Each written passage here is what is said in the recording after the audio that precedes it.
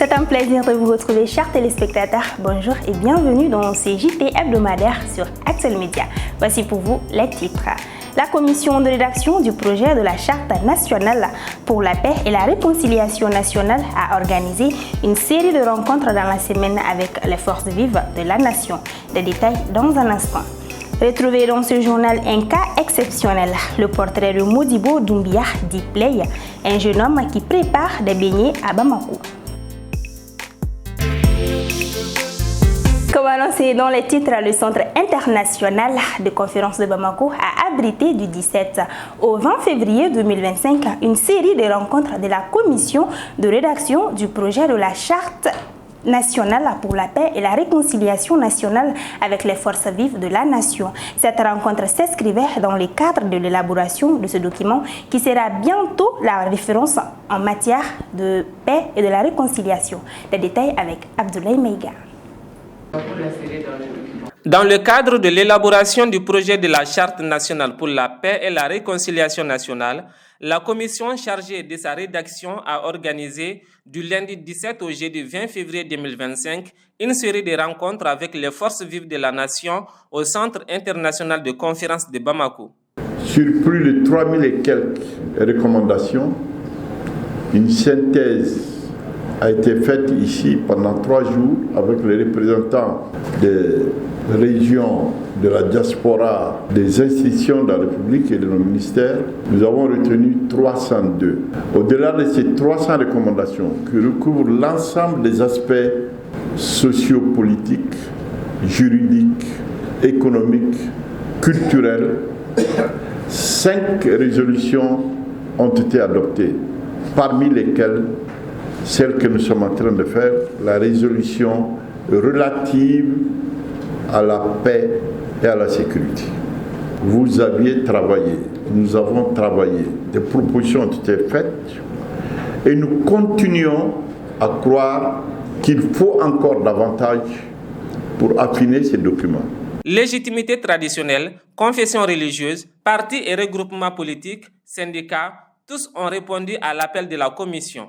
Le mercredi 19 février se fit autour des organisations socio-professionnelles, du Conseil national du patronat et des universités de prendre part aux échanges. Certains participants ont exprimé leur satisfaction à l'issue de ces rencontres. Donc nous avons parcouru le document et nous avons eu à faire quelques recommandations. Par exemple, la question de la gouvernance, la question de l'éducation, la question d'accès aux services sociaux de base, donc qui sont des questions fondamentales, la question du droit d'auteur, la question du statut de l'acteur culturel, donc qui nous paraissent comme des questions très fondamentales qui doivent être approfondies davantage dans le document. Mais nous avons promis quand même dans les 112 heures à venir de faire des recommandations écrites que nous allons envoyer à la commission. Pour le Conseil national du patronat du Mali, la paix et la réconciliation cherchées à travers cette charte ne peuvent pas être effectives sans une prise en compte du secteur économique. Nous avons apprécié l'invitation de la commission en charge de la rédaction de la Charte pour la paix et la réconciliation, voulu qu'ils mettent dans le programme l'économie comme étant un des piliers, voire même faisant partie des préalables pour la paix et la réconciliation. Parce que dans notre pays, il y a trop de pauvreté, il y a trop de précarité, il n'y a pas assez d'investissement. Et il faut qu'on travaille sur ces sujets pour qu'on puisse en plus obtenir les résultats que nous recherchons. Les Maliens, pour qu'ils s'entendent, il faut qu'il y ait un minimum de perspective. Et cette perspective ne peut venir que par l'économie. Dès son adoption, la Charte nationale pour la paix et la réconciliation nationale deviendra un document de référence pour toute initiative, action ou activité visant à renforcer la paix, la réconciliation et la sécurité du pays. Les travaux de la Commission nationale de rédaction du projet se poursuivront les lundis 24 et mardi 25 février avec des rencontres prévues au sein des institutions de la République. La 65e conférence du Collège ouest-africain des chirurgiens s'est tenue du 17 au 20 février 2025 au centre de conférence de Bamako. Cet événement qui a regroupé plus de 7000 chirurgiens répartis en 14 spécialités était placé sous le thème « Cancer dans les pays à ressources limitées, l'évolution des soins et de la recherche ». Des détails avec Maïmouna Ndao. Cancer dans les pays à ressources limitées, l'évolution des soins et de la recherche était le thème de la 65e conférence du Collège ouest-africain des chirurgiens, tenue du 17 au 20 février 2025 au Centre international de conférences de Bamako. La cérémonie d'ouverture de cette conférence avait été présidée par le Premier ministre, le général de division Abdoulaye Maïga. Cette conférence a regroupé plus de 14 spécialités et comptait plus de 7000 chirurgiens.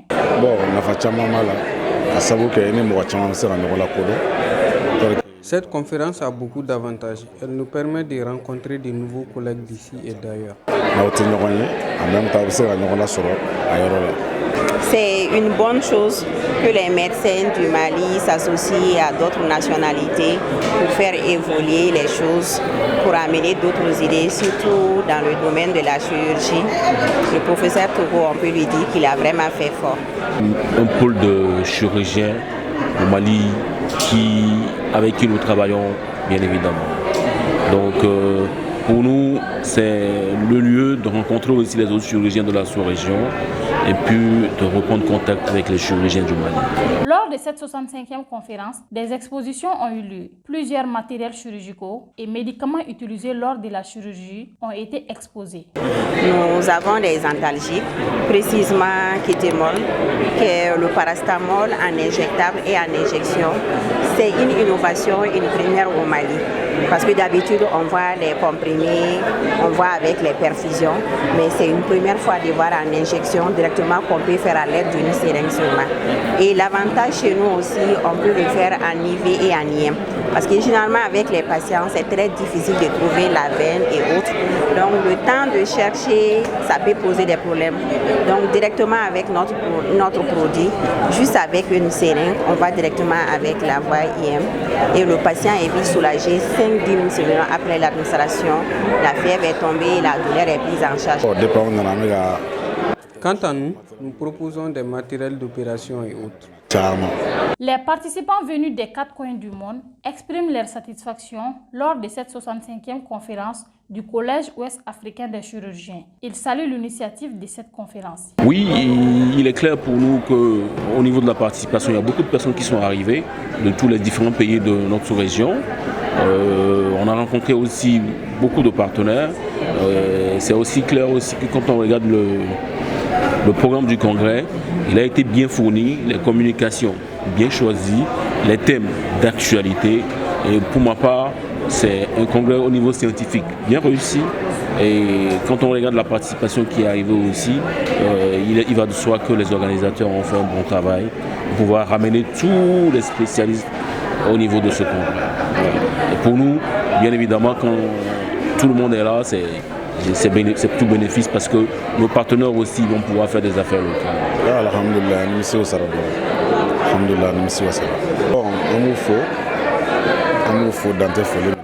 Je suis vraiment satisfait. On ne peut que remercier les organisateurs. Nous demandons à Dieu de nous montrer la prochaine édition.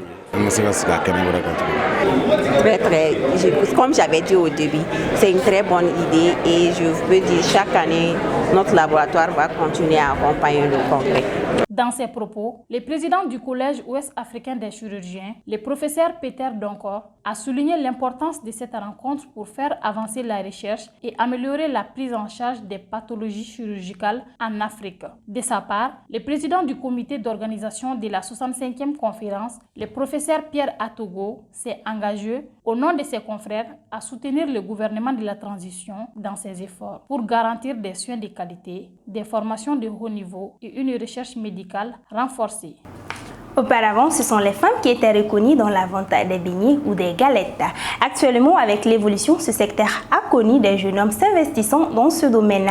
Modibo Diplay est un exemple parfait. En moins de 2 ans, dans le milieu, il est parvenu à se faire une place, créant en lui un sentiment de fierté. Notre rédaction a été à sa rencontre. Suivons ensemble le portrait réalisé par Dana Kadija Kodi.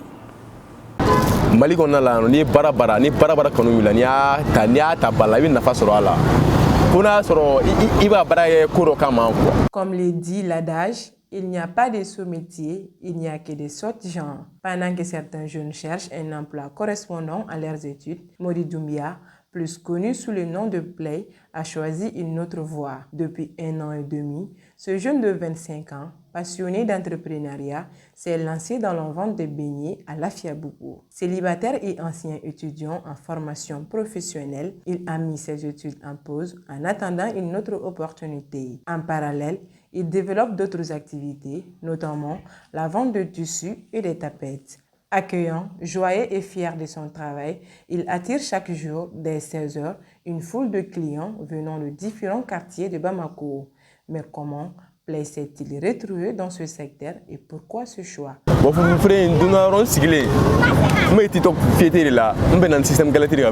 Un jour, j'étais dans TikTok et je suis tombé sur une vidéo du système Galette qui m'a beaucoup inspiré.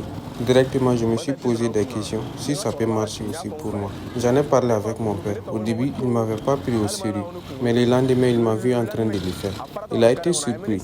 Par contre, d'autres me disent que ce n'est pas un travail pour les hommes.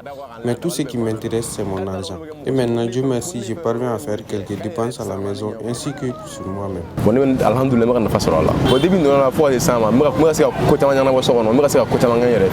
Grâce au goût unique de ces beignets, certains clients parcourent plusieurs quartiers pour s'en procurer. J'ai quitté jusqu'à Irimajo pour venir acheter ces beignets. Si je ne mange pas le soir, je ne serai pas à l'aise, tellement c'est bon. Ça me motive en plus.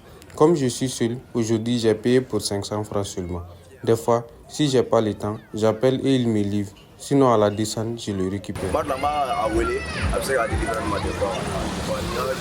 En tant que père, Modibo Doumbia apporte son soutien à son fils tout en encourageant davantage pour le peu qu'il apporte à la famille.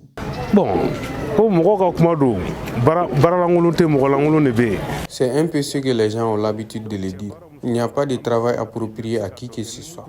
C'est juste une question de passion. Vraiment, je l'encourage dans tout ce qu'il entreprendra. En attendant d'autres opportunités, ou bien si c'est ce qui lui est destiné aussi, je lui souhaite bon vent. Selon mes constats, tout le monde l'encourage dans ce métier. Depuis qu'il a commencé à exercer jusqu'à présent, il a allégé les 55% de mes dépenses. Et les 45%, je m'en occupe. Donc c'est une bonne chose. Donc les 45 là, donc les occupé au la, donc ça veut dire que la majorité est. Amis, frères et clients, chacun soutient Play à sa manière. Sa sœur, Mariam Doumbia, ne manque pas d'exprimer sa fierté et son admiration pour lui. Oui, c'est mon petit frère. Tout ce que je peux lui dire, c'est qu'il n'y a pas de son métier, mais de sortes de gens. Donc, il n'a qu'à faire son métier. Depuis qu'il a commencé à l'exercer, il s'occupe de nous tous. Personnellement, moi-même, je l'encourage davantage. Faire un tel choix à un jeune âge demande beaucoup de sacrifices, malgré les nombreuses dépenses pour améliorer son activité et attirer encore plus de clients. Play parvient à dégager un bénéfice journalier raisonnable.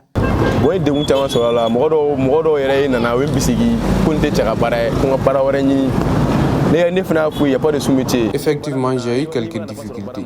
Beaucoup m'accusent que ce n'est pas un travail pour les hommes. Et j'étais obligé de leur dire qu'il n'y a pas de sous-métier, mais des autres personnes. Mais j'ai fait ça en attendant d'autres opportunités. J'ai d'autres projets. Je ne regarde pas mes dépenses, plutôt la satisfaction de mes clients. Et je mets les beignets dans les aluminiums. C'est pour les maintenir au chaud. Franchement, j'ai commencé mon projet avec 5 000 francs CFA. Et aujourd'hui, je me retrouve chaque jour avec 10 000 francs comme bénéfice. 5 000.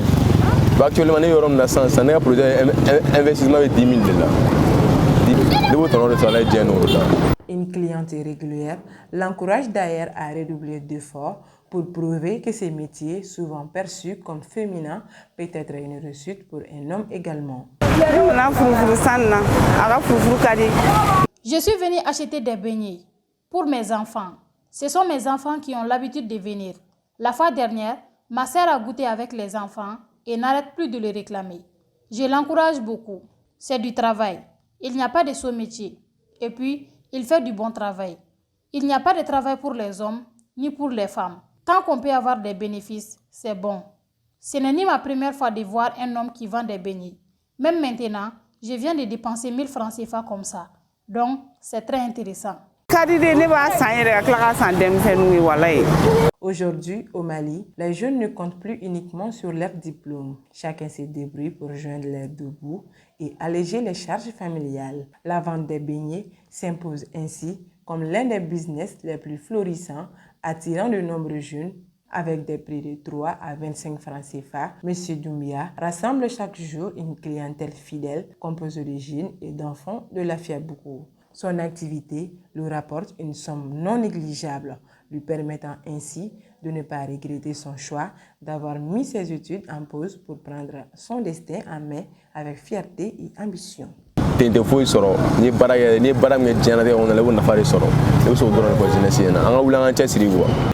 Souleymane Cissé, figure emblématique du cinéma malien, a marqué l'histoire du 7e art par sa passion inoubliable et son engagement envers la culture africaine. De ses débuts modestes à Bamako jusqu'à devenir le premier cinéaste d'Afrique noire à être récompensé au Cannes. Son parcours est une onde à la créativité et à la résilience. À travers ses films, il a su capturer les luttes, les réalités et les rêves de la société malienne, laissant un héritage inoubliable qui continuera d'inspirer des générations cinéastes. Que peut-on retenir de cet illustre homme? Portrait réalisé par Zédébou Gueye. Le réalisateur malien Souleymane Cissé est décédé le 19 février 2025 à Bamako, le jour même où il exprimait sa gratitude pour sa nomination à la présidence du jury des longs métrages du FESPACO 2025. Souleymane Cissé, cinéaste emblématique du Mali, est né le 21 avril 1940 à Bamako. Sa passion pour le cinéma s'est éveillée dès l'âge de 7 ans, une flamme qui ne s'est jamais éteinte. Après avoir poursuivi ses études secondaires à Dakar, il rentre au Mali en 1960, au moment crucial de l'éclatement de la Fédération du Mali et de l'indépendance. Ses retours marquent un début d'un engagement profond envers sa culture et son pays. Il commence alors à projeter des films à la Maison des Jeunes de Bamako, les commentant pour un public avide de récits visuels. En 1963, Souleymane obtient une bourse qui l'envoie à Moscou, où il suit un stage de projectionniste avant d'étudier à l'Institut des hautes études supérieures de la cinématographie, d'où il sort diplômé en 1969. De retour au Mali en 1970, il travaille comme caméraman reporté au service cinématographique du ministère de l'Information. Cette expérience lui permet de parcourir le pays avec sa caméra et de réaliser plusieurs documentaires révélateurs. Son premier moyen-métrage, 5 jours d'une vie, voit le jour en 1971 et raconte l'histoire touchante d'un jeune garçon qui abandonne l'école coranique pour errer dans les rues. En 1975, il réalise son premier long métrage en Bambara, Ndemousso, la jeune fille, suivi par la création de sa société de production, les films Cissé en 1977. Le film Bara, le travail, sorti en 1978, rapporte l'état de Yeninga au FESPACO et aborde les luttes ouvrières à travers l'histoire d'un jeune ingénieur déterminé à défendre les droits des travailleurs. Souleymane continue d'explorer des thèmes profonds à travers ses œuvres comme Avec Fien, Le Vent en 1982 et Yélé, la lumière entre 1984 et 1987. Ces derniers lui vaut le prix spécial du jury au Festival de Cannes en 1987, faisant de lui le premier cinéaste d'Afrique noire récompensé pour un long métrage. Au fil des années, Souleymane Cissé ne cesse de s'impliquer dans des projets variés. Wati, l'État, en 1995 et Millet, 2009, aborde également des thématiques sociétales pertinentes comme le passage du temps et la polygamie. En reconnaissance de sa contribution exceptionnelle au cinéma mondial, il reçoit le prix du Carrosse d'Or lors de la 15e des cinéastes en 2023. Souleymane Cissé nous quitte tragiquement le mercredi 19 février 2025 dans une clinique de Bamako à l'âge de 84 ans. Peu avant son décès, il devait présider le jury fiction long métrage lors de la 29e édition du FESPACO qui se tient à Ouagadougou. Son héritage cinématographique continue d'inspirer des générations entières et témoigne d'une vie dédiée à l'art et à la culture malienne. C'est l'essentiel de ce journal, mesdames et messieurs. Merci à vous de nous avoir suivis. Très bonne suite de programmes sur Actuel Média. Parce que nous croyons au grand potentiel humain, parce que nous incarnons la performance, parce que l'autonomisation et le perfectionnement de l'édite constituent notre objectif. Rejoignez-nous, Université Bazo, la performance par excellence. L'école supérieure de commerce ESC Mali School of Management, l'école qui forme les leaders de demain, elle se distingue comme l'une des meilleures écoles de commerce de la sous-région. ESC Mali est réputée pour l'excellence de ses formations qui préparent efficacement les étudiants à devenir des entrepreneurs et des managers compétents.